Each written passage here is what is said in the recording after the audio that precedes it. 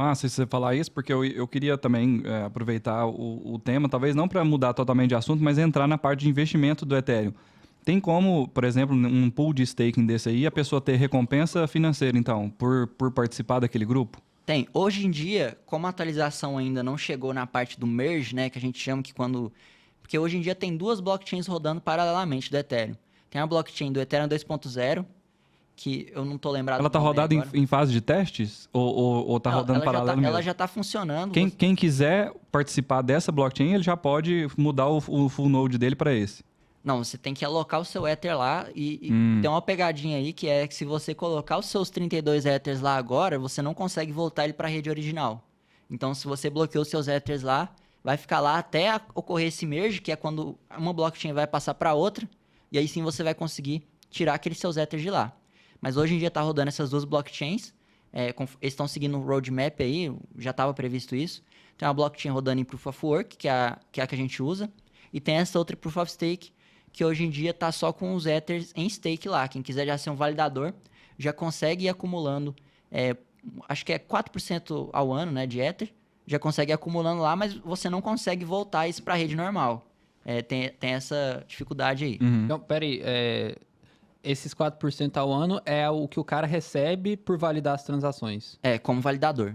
Como validador, ele recebe 4% dos 32. Isso é quando eu tinha olhado aqui, né? Aham, Talvez isso já tá menor, porque tem mais gente fazendo isso, mas era assim. Entendi, massa. Então o cara aloca 32 Ethereums lá para fazer stake e ser um validador nessa nova rede. E aí ele recebe como recompensa, esse valor varia, mas hoje está mais ou menos 4%, ele recebe em Ethereums ao ano. Exatamente. Entendi, interessante. Então, voltando em questão de taxas, a taxa do Ethereum hoje é mais alta que a do Bitcoin, eu acho que a gente pode falar isso assim. Claro que as duas taxas variam, mas hoje em dia está mais alta a taxa de Ethereum.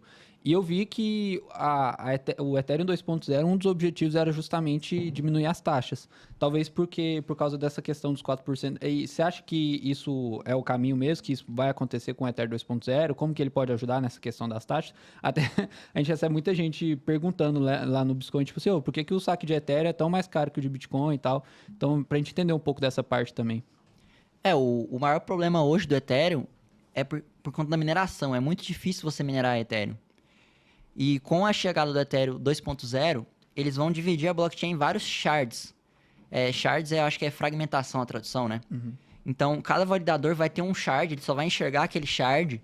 Ele não vai precisar salvar toda a blockchain, como é hoje com os mineradores de hoje. Hoje em dia é muito mais difícil. E com esses shards, vai acelerar mais as transações e vai deixar ela mais barata justamente por conta disso. E a outra vantagem aí para quem gosta desse assunto é que o Ethereum 2.0 vai gastar menos energia, consequentemente poluindo menos do que o Ethereum polui hoje. Entendi, interessante. Certo. E pensando do ponto de vista de investimento ainda, né, já que a gente já entrou nessa questão de taxas e até de recompensa para quem está fazendo staking, a gente tinha notado para a gente perguntar isso para você.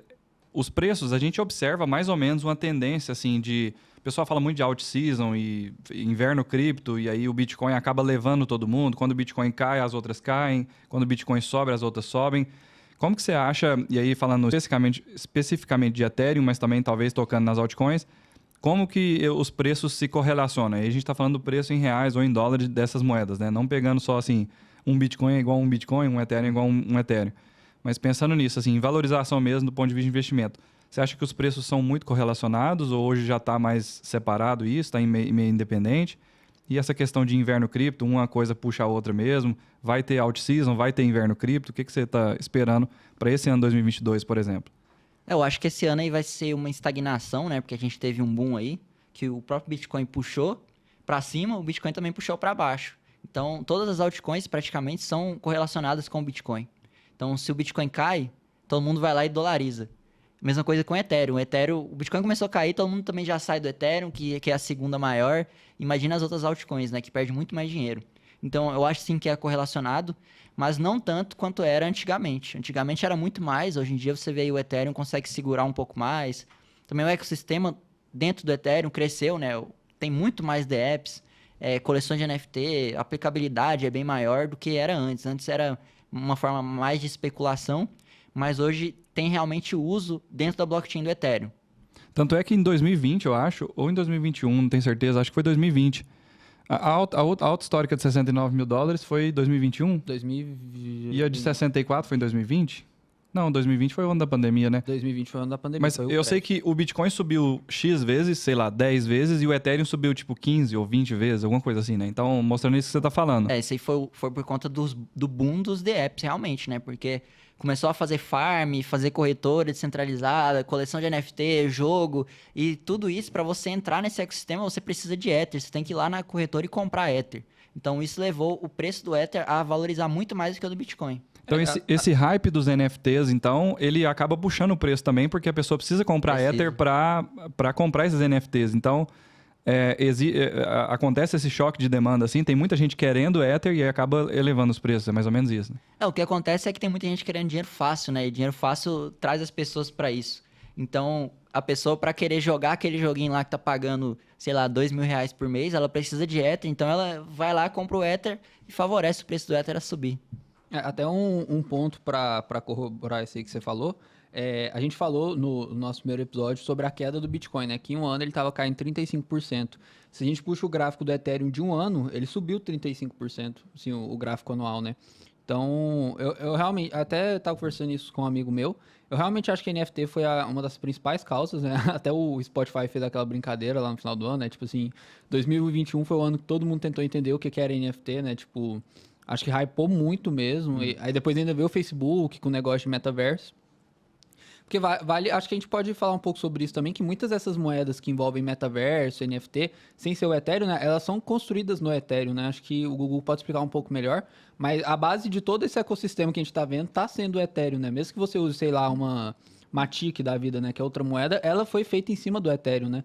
Se você puder explicar um pouco, assim, por que o Ethereum está sendo essa base, esse suporte, assim, para todo esse ecossistema que a gente está criando, acho que ia ser massa também.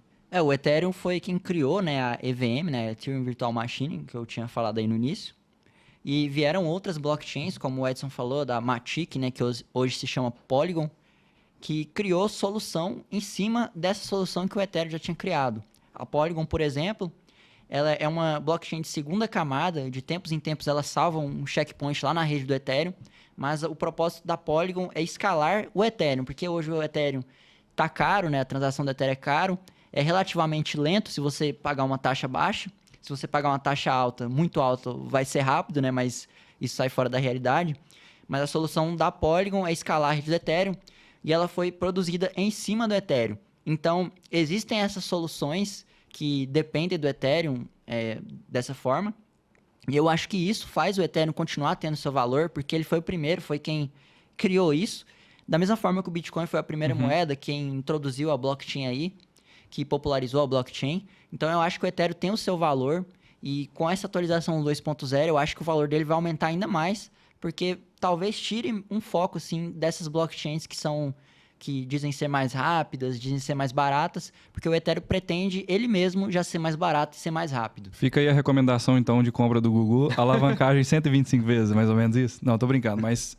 Então, você vê um horizonte de futuro bom para o Ethereum, especialmente depois dessa atualização. É mais ou menos essa que é a colocação. Eu falando por mim, eu não vejo o Ethereum assim como um investimento mesmo. Eu gosto mais do Bitcoin, mas eu vejo o Ethereum como a visão de programador. Eu gosto muito como ele funciona, eu gosto de fazer smart contract. Você pode usar o Ethereum para fazer NFTs. Eu tenho um pouco de Ethereum na minha carteira, mas eu tenho mais Bitcoins. Só que isso não tira o brilho do Ethereum. O Ethereum é muito legal. Você vai precisar de Ethereum aí muito em breve aí para fazer alguma coisa do seu cotidiano. Então, eu acho que vale a pena você ter, nem que seja um pouco de Ethereum na sua carteira. Mas uma porcentagem aí que você consiga aguentar isso, o Ethereum começar a cair.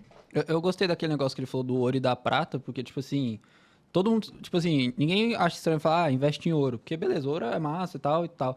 Só que, por que não ter prata também, sabe? Tipo assim, numa coisa não exclui a outra, né? Você não precisa ter só ouro ou ter só prata, né? Você pode ter um ouro, prata, um cobrezinho, um esmeraldinha. Quem faz investimentos hedge, né? Quem faz investimento de proteção com reserva de valor, especialmente num momento igual a gente está agora de inflação altíssima no mundo inteiro, especialmente nos Estados Unidos, com o dólar, né, que é a moeda de reserva de valor e de troca do mundo todo. O pessoal que faz aportes em metais preciosos, ele acaba fazendo em vários, né? Tem alguns fundos de investimento tipo IAU, e o SLV, por exemplo, que é de silver, né? Então, IAU é de ouro e o SLV de silver, pelo menos esses eram os que eu investia quando eu investi em metais preciosos. Então, o pessoal sempre faz isso. Algumas outras pessoas até investem em outros, né? Acho que, igual você falou, tem cobre, tem... não sei se é platina. Tem gente que investe em urânio também. Mas o urânio, ele não é um metal... Ele é um metal? Não, ele não é um metal, mas ele é um minério que é demandado, né? Ele é da natureza. Mas enfim, então é interessante, é isso mesmo. A gente foi no podcast dos os sócios, né, do Bruno Perini, e ele mencionou isso também. Ele falou assim, ó, assim como o ouro tem a prata dele, né, porque 1 grama de ouro hoje tá tipo R$300, então você não conseguiria pagar um café com 1 grama de ouro, e aí a fundibilidade dele é pequena e tal, né?